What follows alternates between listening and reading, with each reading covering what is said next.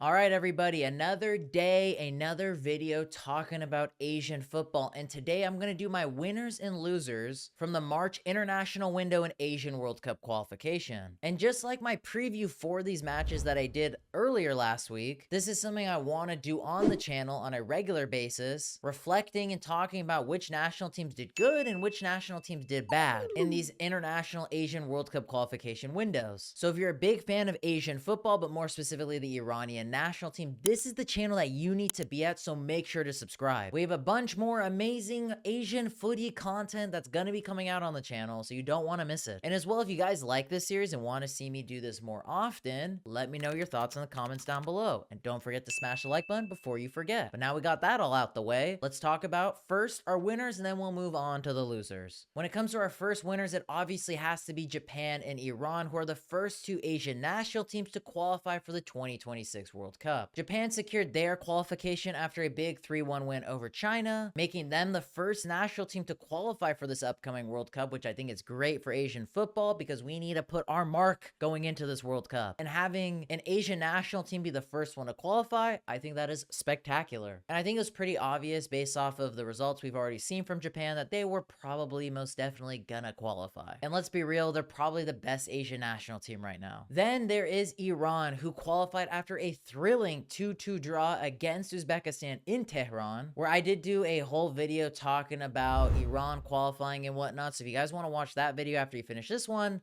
make sure to go check it out. But Iran had to secure a pretty comfortable 2-0 win against UAE. Then came their big challenge against Uzbekistan, where it was kind of touch and go. I was a little bit worried for Iran because Uzbekistan took the lead every single time in the match. They went up 1-0, they went up 2-1. But good old Taremi put the team on his goddamn back. He was on the painkillers and he absolutely went off. This game was probably the best match in the entire Asian qualification window. It was so exciting. We got rewarded for all those boring 0-0 draws that we previously saw and had an absolute thriller. If we're gonna be honest, either team could have taken the dub in that game. And I definitely would have liked to seen Iran win the match to book their ticket to the World Cup, but I guess beggars can't be choosers because they were losing every single time in the game. So at the end of the day, I'll take the draw. But of course, huge congratulations to Japan, to Iran, for being the first two national teams to book their tickets for the 2026 World Cup. Then for our next winner, it definitely has to be Australia. They picked up all 6 points, had a huge 5-1 win over Indonesia, which is good. They really needed that type of result. Because as I said, they had a really slow start in qualifiers. But that is what Australia does.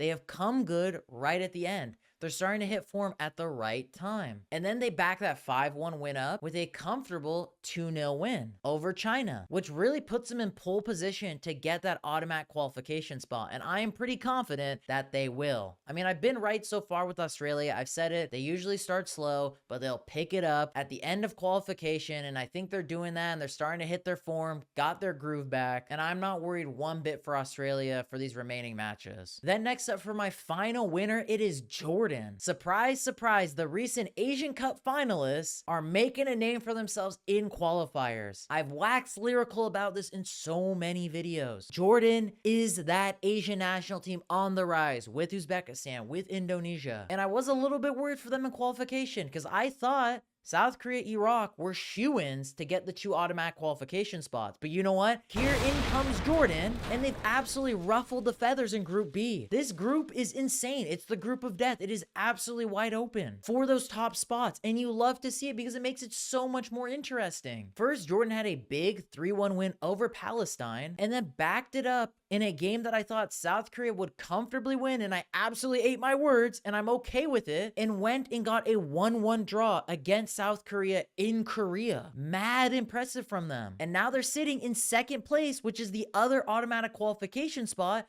over Iraq, where I'll get to Iraq because they might be one of my losers in this video. But big ups to Palestine, because if they can have a good performance against Oman, which they've already had where they defeated them 4-0 in their previous match, they host Iraq for their final match, which could be probably the creme of the creme matches in Asian qualification, where all they would likely need is at least just 1 point, and they've booked their ticket to the World Cup. They've put themselves in pole position to do that. So I'm so excited to see how things pan out in the last matches of Asian World Cup qualification. Then next up for my first losers it has to be South Korea. I mean, my goodness. South Korea were horrendously down bad in this window of matches. They couldn't get a win at home in either match against Oman and Jordan. And on top of that, it looks like Kangin Lee is injured. And who knows how long he's going to be out for. It just looks like an absolute dumpster fire for South Korea when it just looked like they were going to be the shoo-in to finish in first place in the group. But now they could lose grip of first place. I don't think they will not qualify. I think they'll still get one of those automatic qualification spots. But it is a little bit embarrassing for South Korea not to get a comfortable first place finish in this group. I will say they're definitely the most toughest group of the 3 groups of qualification, but South Korea should be that national team to finish top of the group. And now it's completely wide open. And they definitely have to be everybody's losers after these 2 matches. They absolutely disappointed. All they needed was just 1 win, and they weren't able to do that. In their next slate of matches, that match against Iraq in Iraq is gonna be so interesting because both national teams will have to go out and try and get the win, because anything less than that, even a draw, realistically does not benefit them that much. Maybe a little bit more so for South Korea, but you already know Iraq are gonna go absolutely guns blazing in that match.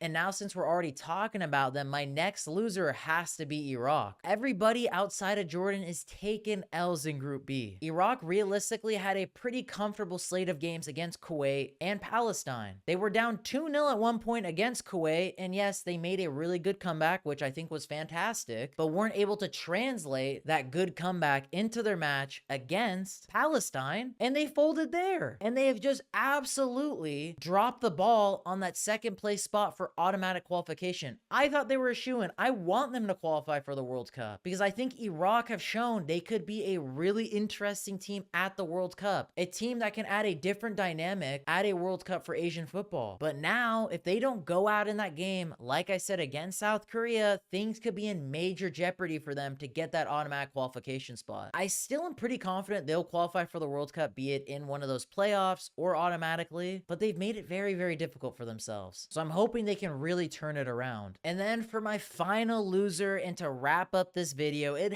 has to be the reigning Asian Cup champs, Qatar. I mean, I've talked about this a gajillion times on the channel, and I'm gonna say it again because it's an absolute meme. Qatar are like prime Brazil in Asian Cups, but then play like Luton Town in Asian World Cup qualification. It makes no sense. They had a really good 5-1 win against North Korea, and then back it up by folding against Kyrgyzstan.